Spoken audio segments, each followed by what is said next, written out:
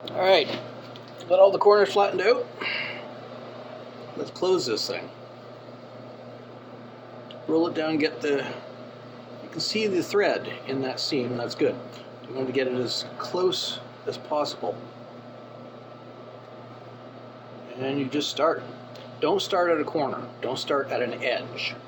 So you'll have a little extra visible piece. So you want to start a little bit in. And again, 1/4 inch on the top stitch.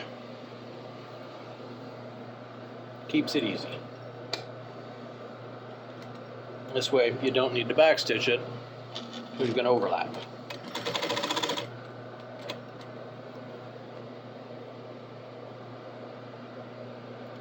That spot where you didn't stitch closed, lie it as flat as you can. Press it down so it doesn't jump. You close it with your top stitch. I just dropped the pin cushion. Oh well. Again, you can see the end of the thread where it's stitched.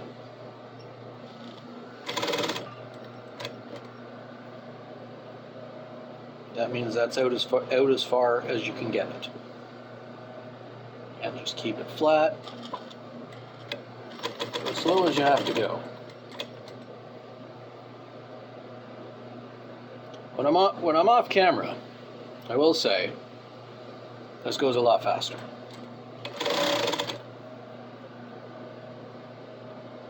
I'm trying to show you something. I slowed down so you can see it.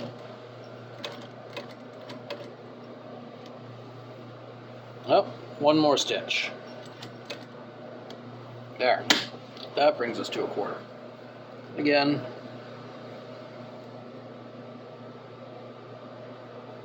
pull that edge up, that stitching as far as you can.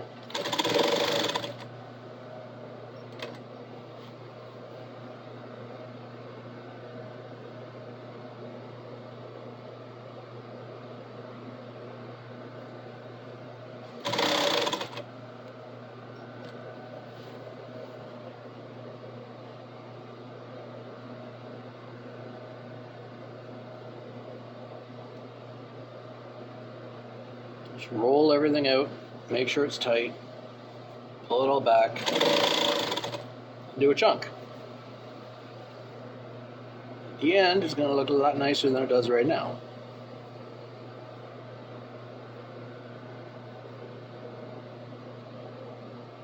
I'm doing stuff this way and teaching you guys this stuff with the camera.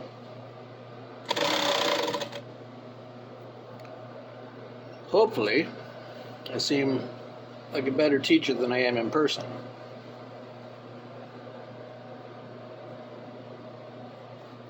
I very much do not like having to watch people make mistakes when they have been instructed fully and having to repeat myself over and over.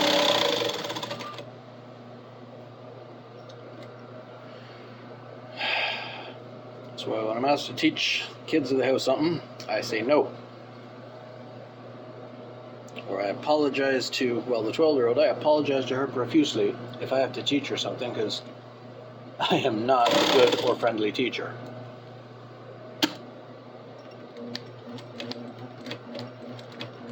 I am a consummate asshole.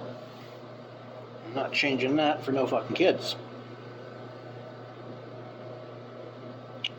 If I explain something once, that should be enough. Child or adult.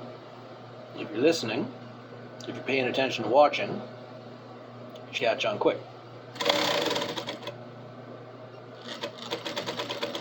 you're not, then you won't. Check. One more stitch.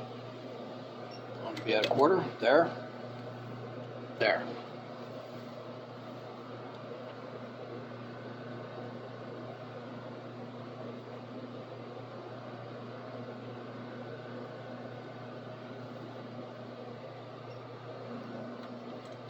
Notice, while I'm going around the corners, trying to keep them even. trying to keep them a 1/4 inch from either edge.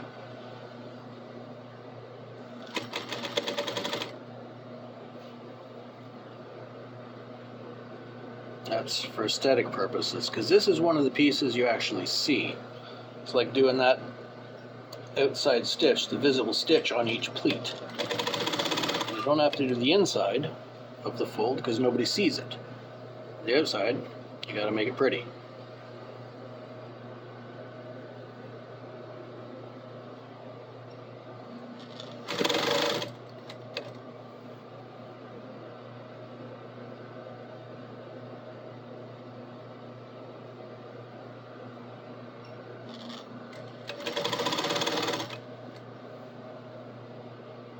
Show you on this corner here when I get to it. So you know your distances from the needle to the end of the foot. But even if you don't, you can check a turn in the piece, trapping the foot. If the edge of the foot is on the edge of the fabric, that's a 1/4 inch. If it's not quite far enough, check before you get there if you're not sure. That way, you're not going over and making it an 1/8.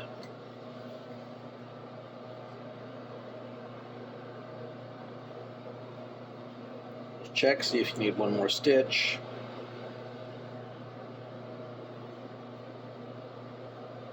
Which you've seen me doing now. And again, this is sewing. You don't have to be dead accurate every time. It's not like an absolute necessity to be perfect.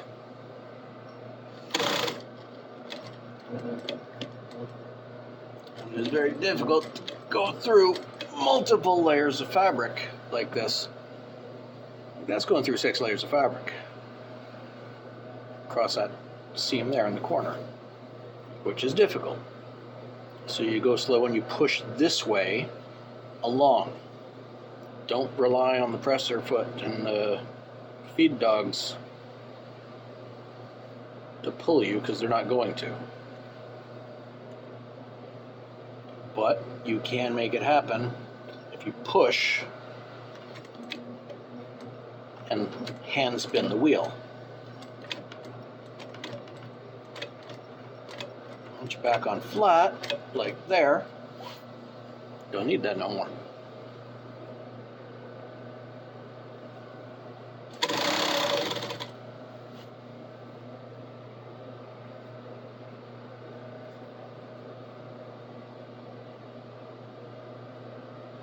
There you can see the stitching a little bit.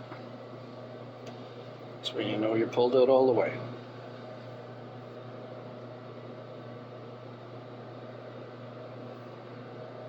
This is the only time pulling out's a good idea. There's a name for people who use a pull-out method. They're called parents. You pull that stitch, that seam, out to the point where you can just about see it.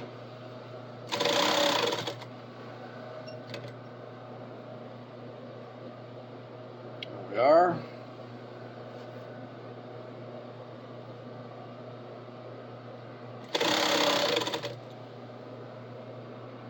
The closer you get to the corner where it's already pressed out, the easier it's going to get.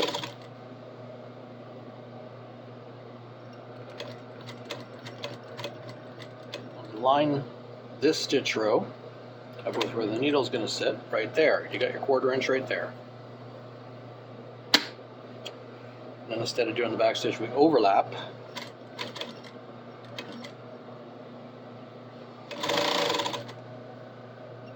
By, let's say, 3-4 inches.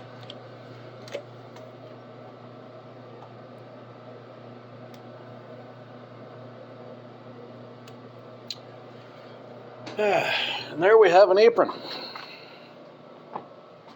That's one that's going to be visible on the outside of the garment. This is where the snaps and rivets will go. There will be 2, 4, 6, 8 little metal studs there. There's going to be 2 belt loops there. There's going to be a row of 3 or 4, I think 3 rivets on one side and 3 snaps on the other. So this side will be snaps, this side will be rivets. So it'll make a V. And that'll attach to the skirt of the kilt. Okay, I'll do the other 2 of those, and then I'll show you what we got for layout so far.